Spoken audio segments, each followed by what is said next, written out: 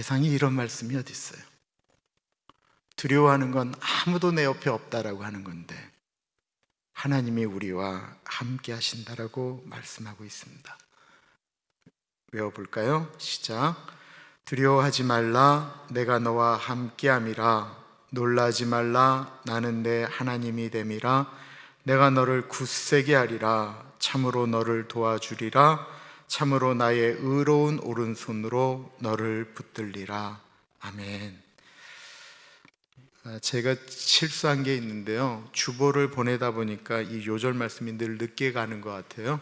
그래서 이번 주부터는 우리 이우리 목사님도 김동수 전사님도 또 꼭 기억해 주셔서 수요일 전에는 주일날 외울 요절 말씀이 이렇게 전체 카톡으로 꼭 올라가도록 하겠습니다. 하나님께서 오늘 우리에게 주시는 말씀은 예레미야 49장 7절에서부터 22절까지 말씀입니다. 하나님의 말씀 받들어 봉독할 때에 살아계신 하나님의 음성을 들으시기 바랍니다. 에돔에 대한 말씀이라. 만군의 여호와께서 이와 같이 말씀하시되 대만에 다시는 지혜가 없게 되었느냐? 명철한 자에게 책략이 끊어졌느냐? 그들의 지혜가 없어졌느냐? 드단줌이나 돌이켜 도망할지어다. 깊은 곳에 숨을지어다. 내가 에서의 재난을 그에게 닥치게 하여 그를 벌할 때가 이르게 하리로다. 포도를 거두는 자들이 내게 이르면 약간의 열매도 남기지 아니하겠고 밤에 도둑이 오면 그 욕심이 차기까지 멸하느니라. 그러나 내가 에서의 옷을 벗겨 그 숨은 곳이 드러나게 하였나니 그가 그 몸을 숨길 수 없을 것이라. 그 자손과 형제와 이웃이 멸망하였은즉 그가 없어졌느니라. 내 고아들을 버려도 내가 그들을 살리리라. 내 과부들을 나를 의지할 것이니라. 여호와께서 이와 같이 말씀하시니라. 보라, 술잔을 마시는 습관이 없는 자도 반드시 마시겠거든 내가 형벌을 온전히 면하겠느냐? 면하지 못하리니 너는 반드시 마시리라. 여호와의 말씀이니라. 내가 나를 두고 맹세하노니 보스라가 놀램과 치욕거리와 황폐함과 저주거리가 될 것이요 그 모든 성읍이 영원히 황폐하리라 하시니라. 내가 여호와에게부터 오는 소식을 들었노라. 사절을 여러 나라 가운데 보내어 이르시되 너희는 모여와서 그를 치며 일어나서 싸우라. 보라, 내가 너를 여러 나라 가운데에서 작아지게 하였고 사람들 가운데서 멸시를 받게 하였느니라. 바위 틈에 살며 산꼭대기를 점령한 자여, 스스로 두려운 자인 줄로 여김과 내 마음의 교만이 너를 속였도다. 내가 독수리같이 보금자리를 높은 데에 지었을지라도 내가 그리로부터 너를 끌어내리리라. 이는 여호와의 말씀이니라. 에돔이 공포의 대상이 되리니 그리로 지나는 자마다 놀라며 그 모든 재앙으로 말미암아 탄식하리로다. 여호와께서 말씀하시니라. 소돔과 고모라와 그 이웃 성읍들이 멸망한 것 같이 너희에 사는 사람이 없으며 그 가운데 머물러 살 사람이 아무도 없으리라. 보라, 사자가 요단강의 깊은 숲에서 나타나듯이 그가 와서 견고한 초소를 칠 것이라. 내가 즉시 그들을 거기에서 쫓아내고 택한 자를 내가 그 위에 세우리니 나와 같은 자 누구며 나와 더불어 다툴 자 누구며 내 앞에 설 목자가 누구냐? 그런즉 에돔에 대한 여호와의 의도와 대만 주민에 대하여 결심하신 여호와의 계획을 들으라. 양떼의 어린 것들을 그들이 반드시 끌고 다니며 괴롭히고 그 처소로 황폐하게 하지 않으랴. 그들이 넘어지는 소리에 땅이 진동하며 그가 부르짖는 소리는 홍해에 들리리라. 보라, 원수가 독수리같이 날아와서 그의 날개를 보스라 위에 펴는 그날에 에돔 용사의 마음이 진통하는 여인같이 되리라 하시니라. 아멘. 하나님도 좋아하시고 사람도 좋아하는 그런 사람들이 있습니다. 흔치가 않아요. 하나님은 좋아하는데 사람들이 그 사람 싫어할 수 있어요. 그런데 하나님도 좋아하시고 사람도 좋아하는 캐릭터가 있다라는 거예요. 어떠한 사람일까요? 말할 것도 없이 겸손한 사람입니다. 그럼 겸손한 사람은 어떠한 사람입니까? 다른 사람들에게 고개 잘 숙이고 겸양을 이렇게 갖추어서 예를 갖추는 사람이 겸손한 사람일까요? 겸손한 사람은요, 자기 자신을 아는 사람이 겸손한 사람입니다. 다른 사람을 보거나 다른 사람과 비교하거나 자신이 가지고 있는 것을 가지고, 남이 가지고 있는 것을 가지고 사람을 판단하는 것이 아니고 하나님 앞에, 사람 앞에서 나는 자랑할 것이 아무것도 없는 죄인에 불과하다라고 느끼기 때문에, 다른 사람보다 내 안에 있는 드러나지 않는 것이 더 더럽다라고 생각하기 때문에 다른 사람들 앞에서 교만하지 않는 사람, 이런 사람을 하나님도 사랑하고 사람들도 사랑하지요. 그러면 하나님도 싫어하고 사람도 싫어하는 사람은 어떤 사람일까요? 말할 것도 없이 교만한 사람입니다. 그렇다고 한다면 교만한 사람은 어떠한 사람입니까? 자기 안에 있는 것은 보지 않고 다른 사람과 자기를 늘 비교할 때 자기가 더 잘하고 있는, 더 높은 것, 더 많은 것, 또한 자기가 소유하고 있는 것들, 나중에 보면 하나 쓸모없는 것, 나이가 들고 시간이 지나면 자기를 전혀 어떻게 할 수 없는 것, 하나님 부를 때는 하나도 가져갈 수 없는 것을 가지고 다른 사람과 비교하면서 거들먹거리는 사람, 하나님도 싫어하고요, 사람들도 싫어합니다. 문제는 교만의 무서움이라고 하는 것은 단순히 사람들이 싫어하는 존재로 끝나지 않는다라는 것입니다. 교만은 그 사람의 인생을 파괴합니다. 잠언 16장 18절 말씀입니다. 교만은 패망의 선봉이요 거만한 마음은 넘어짐의 앞잡이이니라. 잠언 18장 12절, 사람의 마음의 교만은 멸망의 선봉이요 겸손은 존귀의 길잡이이니라. 한마디로 말씀드려서 교만은 사람을 망하게 한다는 것입니다. 오늘은 멸망하는 에돔이라는 나라에 대한 이야기를 하고 있는데, 이 에돔이 교만 때문에 멸망했다라고 말씀하고 있습니다. 에돔은 어떤 나라일까요? 아브라함, 이삭, 그리고 이삭이 자녀를 둘을 낳는데 쌍둥이죠. 우리가 잘 알고 있는 사람은 야곱입니다. 그 야곱의 쌍둥이 형, 몸이 태어날 때부터 붉었다고 해서 에서라고 불렸던 그 에서가 바로 이 에돔이라고 하는 나라의 시조입니다. 그 에돔이 멸망한 이야기가 나옵니다. 잘난 척하다가 멸망했다라는 것입니다. 그럼 에돔은 뭐가 잘났기 때문에 잘난 척했을까요? 에돔은 다른 나라보다 본인들이 지혜롭다라고 생각을 했습니다. 똑똑하다라고 생각했습니다.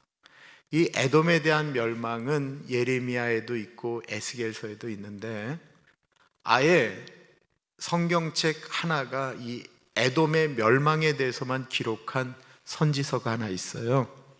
그 선지서를 가리켜 오바댜라고 얘기를 해요. 오바댜는 1장짜리 성경이에요. 그래서 우리가 잘 몰라요. 성경의 뒷부분에 있는데 오바댜는 에서의 멸망에 대해서 기록한 책입니다. 그런데 그 오바댜에서 이 에돔은 지혜 때문에 멸망했다라고 말씀하고 있습니다.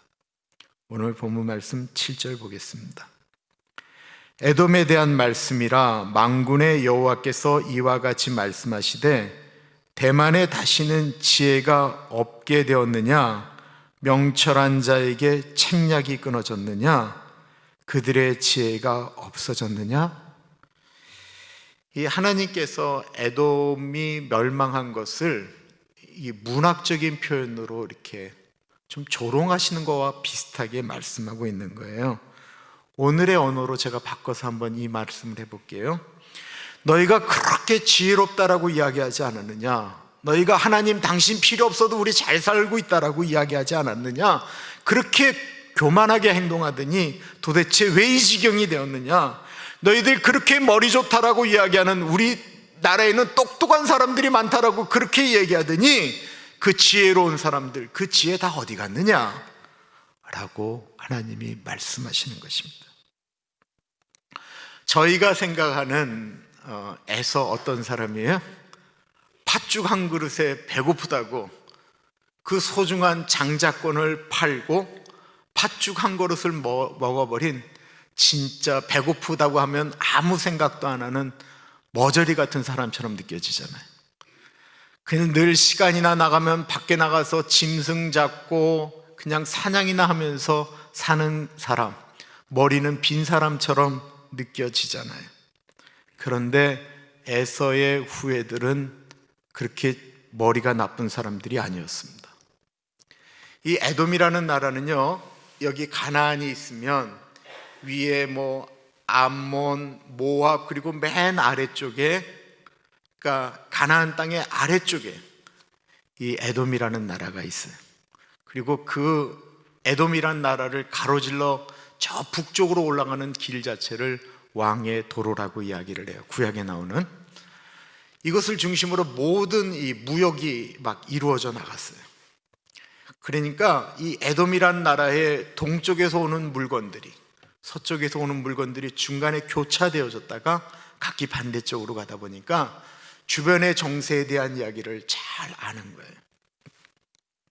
아시리아는 제국이 만들어졌죠. 아시리아는 제국이 치고 내려오기 시작했습니다. 아람을 정복하고요. 아람은 오늘날의 시리아예요. 그리고 북이스라엘을 칠 때 모압, 암몬, 그리고 에돔도 이 아시리아하고 싸웠어요.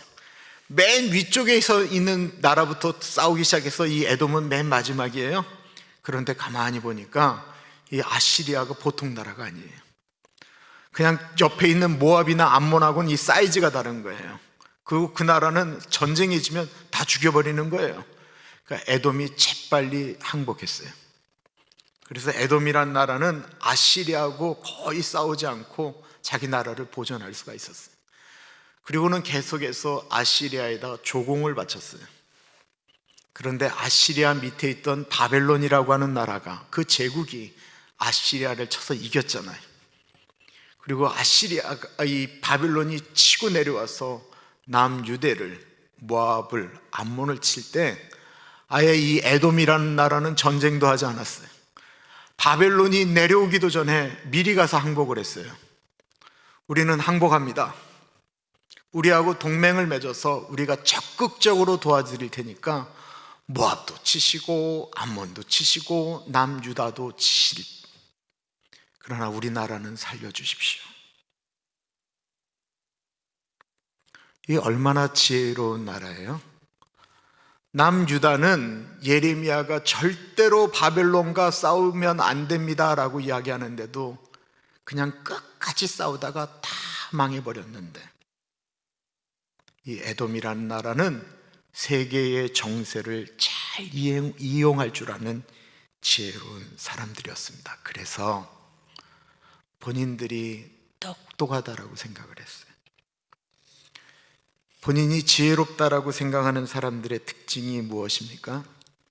자기는 실수하지 않는다라는 거예요. 이런 분들이 잘하는 말씀이 또 뭐예요? 귀신은 속여도 나는 못 속인다라는 거예요.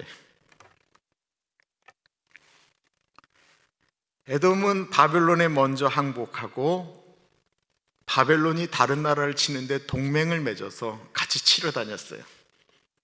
그러니 얻는 것도 굉장히 많았겠죠. 이 에돔은 본인들이 바벨론을 잘 속였다라고 생각을 했어요. 뛰는 놈 위에 누가 있어요? 나는 놈이 있어요. 바벨론은 에돔이라고 하는 나라의 수작을 정확히 알고 있었어요. 나중에 말씀드리겠지만 이 에돔이라는 나라는 지금 어떤 나라가 공격을 해도 어려울 정도로 굉장히 지형 자체가 어려운 곳에 있었습니다. 바벨론이 만약에 이 에돔을 공격해서 그걸 점령하라고 하면 무수한 군사들이 죽을 가능성이 많아요. 그래서 바벨론도 에돔과 손을 잡았어요. 그러나 이 바벨론은 에돔과 이렇게 동맹을 맺어서 자기들이 얻는 것들을 나눠주고 싶은 마음이 하나도 없는 그런 민족이었어요. 그래서 에돔과 동맹을 맺고 다른 나라들을 다 점령한 후에 계략을 써서 바벨론은 에돔을 침략합니다. 7절과 8절입니다. 너와 동맹을 맺은 모든 사람들이 너를 국경으로 몰아내고 너와 화평한 사람들이 너를 속이고 너를 제압했다. 너와 함께 식사하던 사람들이 내게 덫을 놓았지만 너는 이를 알지 못하는구나. 여호와의 말씀이다. 그날에 내가 에돔의 지에 있는 사람들을 멸망시키며 에서의 산에 있는 지각 있는 사람들을 멸망시키겠다. 에돔은 자신들이 지혜롭다라고 생각해서 바벨론과 화친을 맺었죠. 그리고는 그들과 함께 다른 나라들을 이렇게 공격하는데 앞장섰습니다. 그리고 바벨론이 어느 날 에돔한테 이렇게 이야기하는 겁니다. 밥 먹으러 오세요. 동맹이라고 생각하니까, 같은 편이라고 생각하니까 에돔이 자기들의 나라 가장 수비하기 좋은 곳을 벗어나서 밥 먹으러 바벨론이 원하는 땅으로 내려왔다가 그리고 침략당한 것입니다.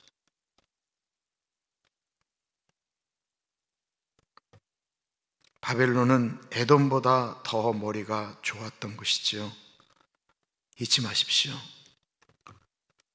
작정하고 속이려고 하는 사람을 당할 수가 없습니다. 그래서 우리는 야고보서에 있는 말씀처럼 하나님께 기도해야 돼요.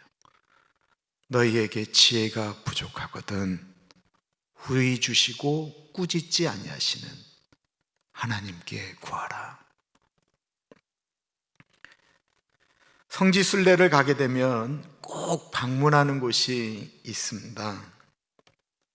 불구스름한 바위와 바위 사이에 대략 한 여기서부터 저 피아노 공간 정도 되는 그런 길 같은 게 나 있어요. 골목길처럼 좁고 옆으로는 바위가 막 울퉁불퉁 있는, 거기를 한참을 지나갈 때 사람들이 생각하는 건 여기에 도대체 뭐가 있다라고 이 길로 가게 되나. 이렇게 위를 쳐다볼 때 저 위에서 누가 사람이 있다가 돌을 집어던지면 우리는 죽겠구나 느껴질 정도로, 그렇게 아무것도 없는 길을 꼬불꼬불 가게 되면 한참 지나서 갑자기 넓은 광장 같은 것이 나옵니다.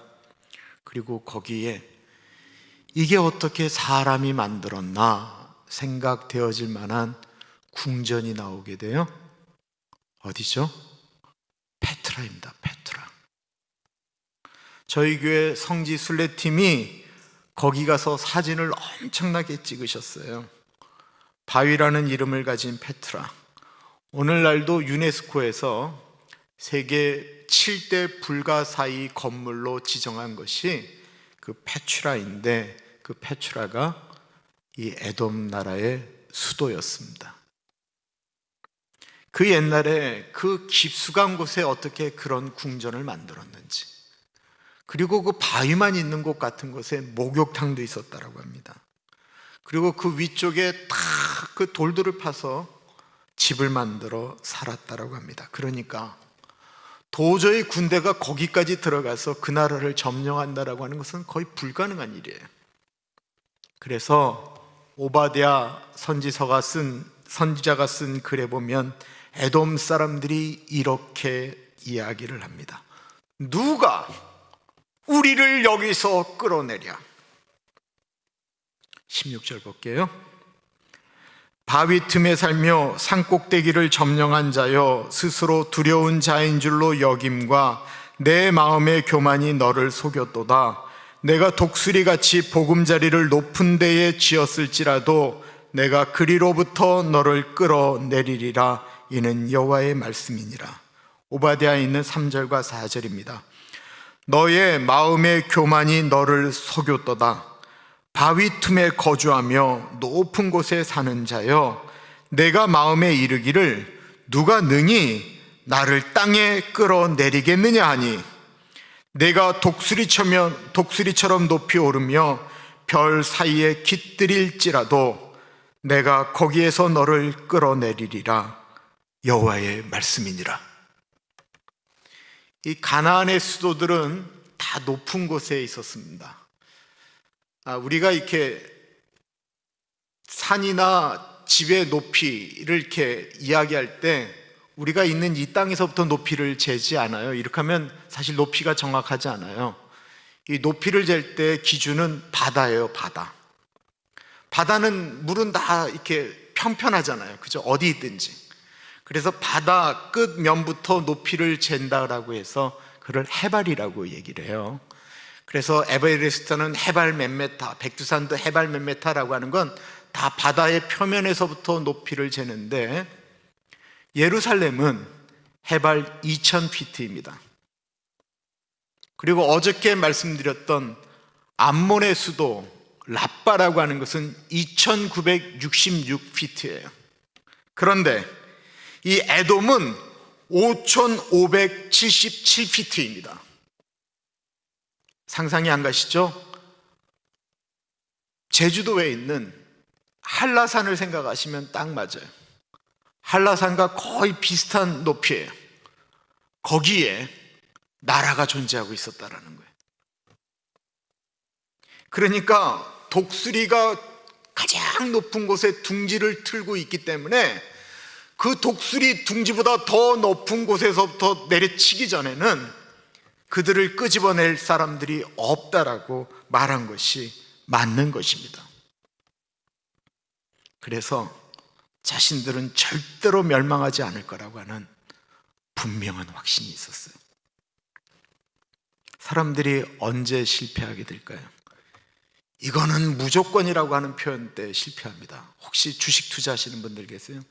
여기는 투자하면 무조건 됩니다 라고 하면 거기는 절대로 하면 안 되는 거예요. 이 무조건이 위험한 거예요. 무조건이. 세상에 무조건이 어디 있어요? 전 세계의 10강국 중에 한 번도 본토라고 하는 건 사람들이 살고 있는 곳을 본토라고 하잖아요. 그 본토가 다른 나라 민족에 의해서 침략되지 않은 유일한 나라가 하나 있어요. 어디냐면 미국이에요. 하와이는 섬이니까 그렇다고 하지만 이 본토 자체는 다른 나라에 의해서 침략을 받은 적이 없어요. 이 미국에서도 가장 안전한 곳이 어디겠어요? 국방부예요. 국방부에 있는 건물들이 이게 오각형을 이루고 있다고 해서 우리는 그곳을 가리켜 펜타곤이라고 얘기하죠. 이 미국은 전 세계에서 한 번도 본토가 침략당한 적이 없고, 그 중에서도 가장 튼튼하게 만들어진 것은 펜타곤이라고 이야기했습니다. 말은 그렇게 안 했지만 거기에서 근무하는 어느 누구도 미치지 않고서야 누가 여기 와서 총질을 하겠어 라고 생각했던 거예요. 지금으로부터 19년 전 공중에 떠있는 민항기를 테러한 테러리스트에 의해서 민항기가 그 펜타곤에 추락하게 됩니다. 그리고 수많은 사람들이 죽게 되었습니다. 우리는 그 사건을 9.11 사태라고 하죠. 이 세상에 무조건 안전한 곳은 없습니다.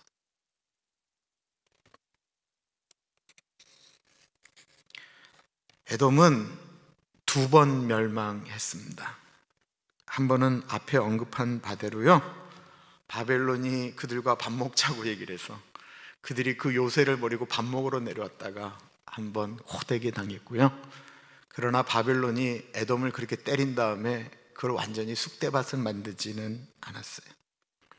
이 2번째 멸망이 참 중요해요. 나바테아인이라고 있어요. 나바테아인. 이 사람들은 아라비아 유목민들이었어요. 이들은 동양, 중국, 인도에서 만들어지는 물건을 받아다가 아라비아 사막을 건너가서 에돔에다가 판 상인들이었어요.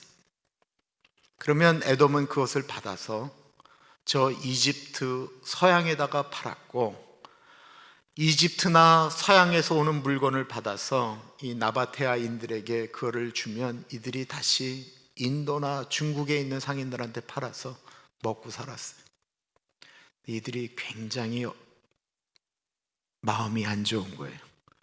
자기들은 죽을 고생을 하고 그 사바리아, 아라비아 그 사막을 건너서 그리고 와서 물건을 파는데 물건가격은 적게 주고 자기들이 팔 때는 어마어마하게 이윤을 남기고, 그리고 보시면 아시겠지만 에돔 사람들은 이 나바테아인들을 굉장히 무시했습니다. 사람 취급도 별로 안 했어요. 자기들의 물건을 갖다 주면 비싸게 팔면서 자기들을 사람 취급을 안 하니까 이들의 마음 가운데 원한이 쌓이기 시작한 거예요. 그런데 군사를 동원해서 이 에돔을 치려고 해도 에돔이 한 번 호되게 당했기 때문에 이들이 국방을 더 튼튼히 했거든요. 군대가 만약에 그 계곡으로 들어오면 얼마 가지도 못하고 오도 가도 못하고 그 위에서 다 죽게 되는 거예요. 이 나바테아인들이 계략을 쌌어요. 물건을 팔러 온 그 진본다리 밑에 칼들을 숨긴 거예요. 늘 오가는 상인들이니까 에돔 사람들이 안심을 했죠. 이들이 페추라까지 들어가서 그리고는 에돔 사람들을 죽이고 쿠데타에 성공하게 됩니다. 그리고 이들이 만든 성이 바로 그 페추라예요. 에돔 사람들은 이렇게 얘기했습니다. 누가 우리를 이곳에서 끌어내랴? 그들이 그렇게 생각하였는데 그들을 그 자리에서 끌어내린 사람들은 바벨론도 아니었고요, 나바테아인도 아니었습니다. 하나님이셨습니다. 16절 다시 보겠습니다. 바위 틈에 살며 산꼭대기를 점령한 자여, 스스로 두려운 자인 줄로 여김과 내 마음의 교만이 너를 속였도다. 내가 독수리같이 보금자리를 높은 데에 지었을지라도 내가 그리로부터 너를 끌어내리리라. 이는 여호와의 말씀이니라. 거기다가 더 무서운 말씀이 뒤에 나와요. 18절 보겠습니다. 여호와께서 말씀하시니라. 소돔과 고모라와 그 이웃 성읍들이 멸망한 것 같이 거기에 사는 사람이 없으며 그 가운데에 머물러 살 사람이 아무도 없으리라. 소돔과 고모라가 멸망하여 사람이 더 이상 안 사는 것처럼 이 에돔도 사람들이 살지 못하는 지역이 되었습니다. AD 한 600여 년경에 지진이 두 번 크게 일어날 때 이 에돔 지역에 있는 모든 것들이 다 무너지게 됩니다. 더 이상 사람이 살 수 없는 곳이 되어서 사람들이 다 빠져나왔어요. 그래서 거기가 완전하게 보존된 상태로 18세기가 되어서야 그 페추라가 사람들에게 알려지게 돼요. 하나님이 말씀하신 것은 무조건 이루어집니다. 그렇다고 한다면 계시록의 말씀도 무조건 이루어집니다. 우리가 죽는 것도 이루어질 것이고 죽은 다음에 심판이 있는 것도 이루어집니다. 하나님의 말씀은 이루어집니다. 자신의 지혜를 믿고 교만했던 에돔이 실제로 했던 죄악이 무엇이기 때문에 하나님이 이렇게까지 하셨을까요? 근데 이 사람들은 너무 나빴어요. 오바댜, 우리말 성경으로 오바댜 1장을 읽어볼게요. 내 동생 야곱에게 행한 폭력 때문에 내가 수치를 뒤집었을 것이고 내가 영원히 멸망하게 될 것이다. 네가 수수방관하고 서 있던 그날, 이건 남유대가 멸망하던 그날이에요. 곧 낯선 사람들이 야곱의 재산을 가져가고 이방 사람들이 그의 문으로 쳐들어가 예루살렘을 두고서 제비 뽑기하던 그날에 너도 그들 가운데 한 사람과 같았다.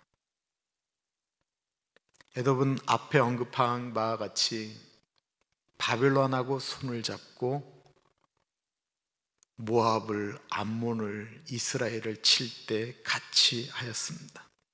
그리고 그 형제의 나라 예루살렘 성이 멸망하던 날 그것을 즐기고, 하나님이 사랑하셨던 성 예루살렘 성이 무너지던 그날 그곳에서 약탈이 일어날 때 그 약탈자 중에 하나가 에돔이었다라는 것입니다. 하나님이 그들의 행동에 대해서 이렇게 말씀하고 있습니다. 내 동생의 날, 곧 그 불행한 날에 너는 방관하지 말았어야 했다. 유다 자손들이 멸망하던 그날에 그들을 보고 너는 즐거워하지 말았어야 했다. 그들의 고난의 날에 너는 입을 크게 벌리고 웃어서는 안 됐었다. 내 백성들이 재앙의 날에 내가 그들의 성문으로 행진해서는 말았어야 했다.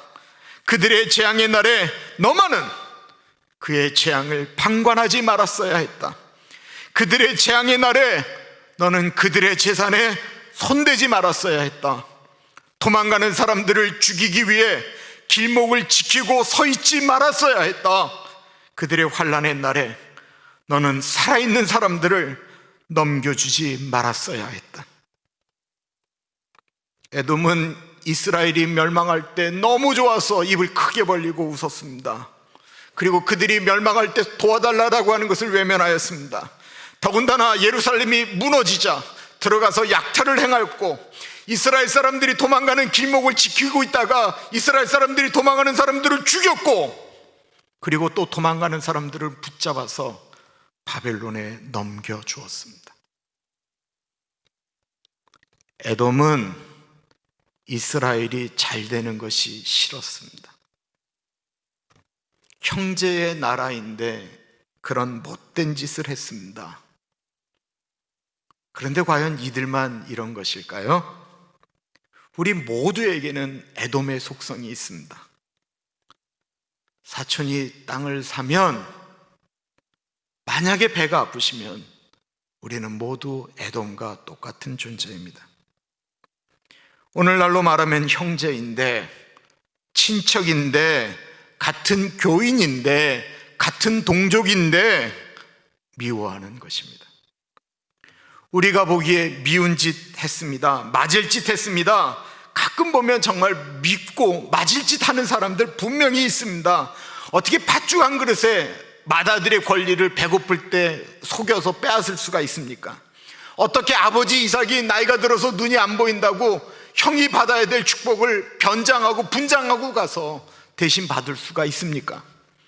어떻게 결혼한 여자 레아가 있는데 또 다른 그의 동생 라헬을 사랑해서 매일 일 나갈 때 룰루랄라 노래하면서 나가고 레아의 가슴속에 아픔을 주고 그의 자녀들에게 분노를 심어줄 수가 있습니까? 이거 누구 이야기죠? 이스라엘의 조상 야곱 이야기입니다. 이 에서의 동생 야곱이 그런 존재였습니다. 이 야곱 같은 사람이 이 세상에는 흔히 널려져 있습니다. 자기만 아는 사람, 자기 욕심만 아는 사람.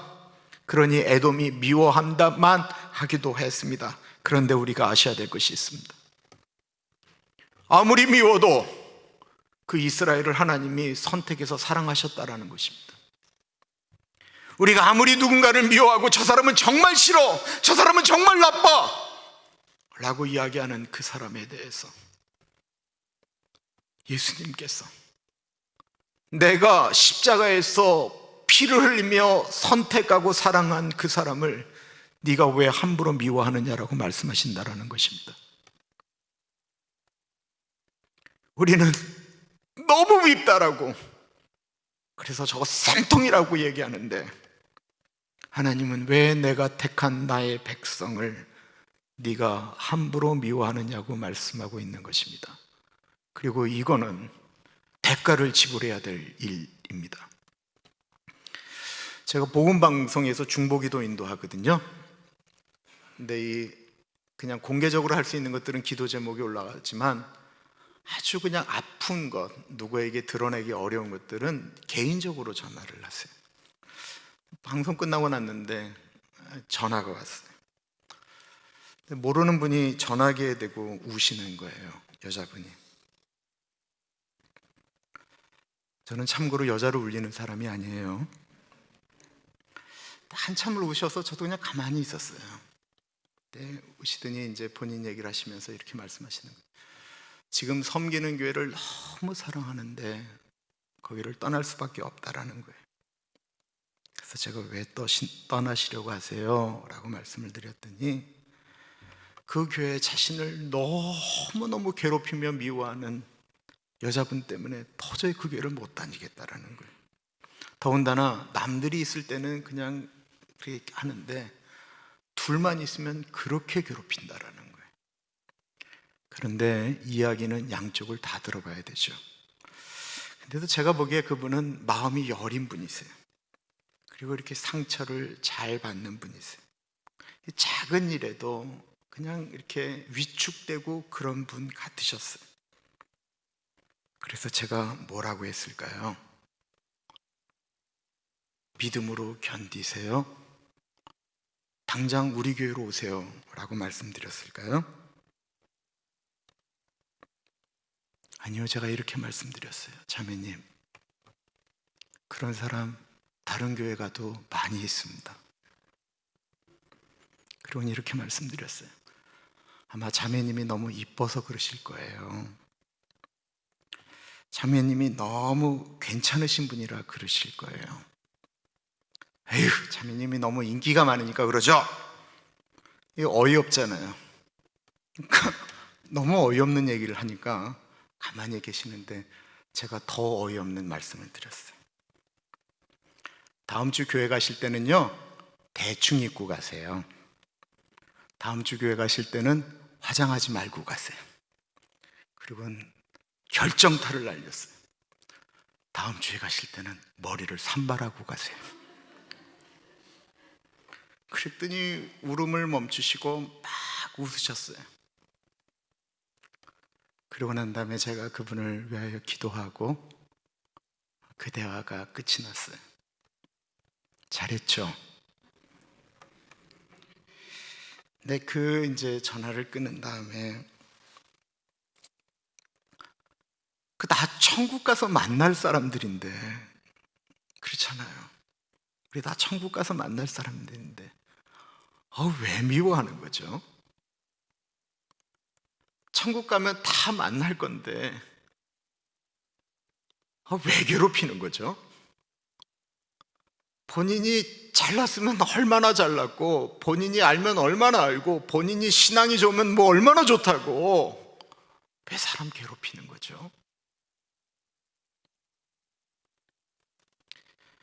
계시록 2장 23절에 또 내가 사망으로 그의 자녀를 죽이리니 모든 교회가 나는 사람의 뜻과 마음을 살피는 자인 줄 알지라. 내가 너희 각 사람의 행위대로 갚아주리라. 하나님은 사람의 뜻과 마음을 아시고 그들이 행한 대로 갚으시겠다라고 말씀하고 있습니다. 예수님은 형제를 미워하는 것이 살인이라고 말씀하셨습니다. 놀랍지 않나요?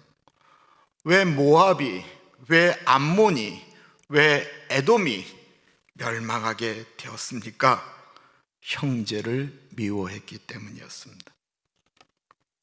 교회에서 제일 중요한 것, 저는 무엇이냐라고 하면 선교, 구제, 친교 다 중요하지만 그래도 교회가 예배 드리는 것보다 더 중요한 게 어디 있겠어요? 그런데 마태복음 5장에 보면 예배보다 우선순위가 하나 있다고 말씀하고 계세요. 그러므로 예물을 제단에 드리다가 거기서 내 형제에게 원망 들을 만한 일이 있는 줄 생각나거든 예물을 제단 앞에 두고 먼저 가서 형제와 화목하고 그 후에 와서 예물을 드리라. 지금은 우리가 할 수도 없고 앞으로도 할 수 있을까 생각되어졌던 저희 교회 예배 중간에 하는 것이 있어요. 사랑의 나눔이 있는 곳에 하나님께서 계시도다 찬양을 하면서 가서 이렇게 성도 간에 이렇게 손잡고 인사하고 교제하는 것입니다. 근데 참 좋은 시간인데 이게 가식이 될까 봐 두려운 시간이기도 해요. 자기가 좋아하는 사람끼리 만나서 손잡고 덕담 나누고 그냥 하하거리고 웃을 수 있지만, 그러다가 도리어 하나님 앞에 조롱거리가 될까 두려운 것입니다.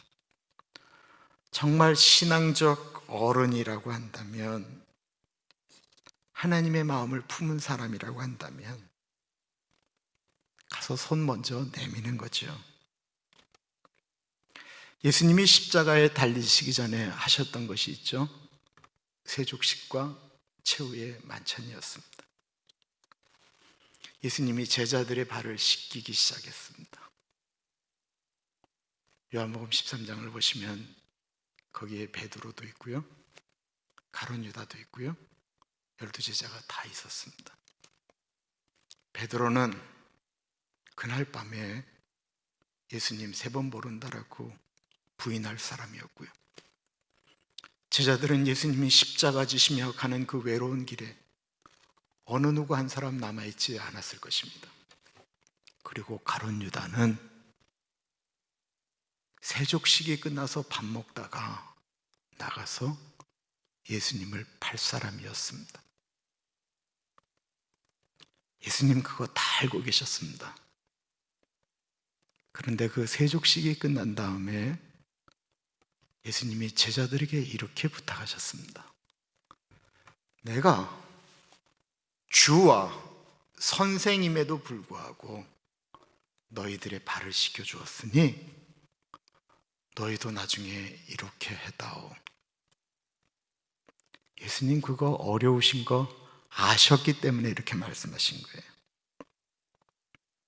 사람들이라고 하는 것이 자기 하고 싶은 대로 하는 거 좋아하고, 미워하고 싶어 하면 마음껏 미워하고, 사랑받을만 하면 사랑할 수밖에 없는 그냥 그 정도 존재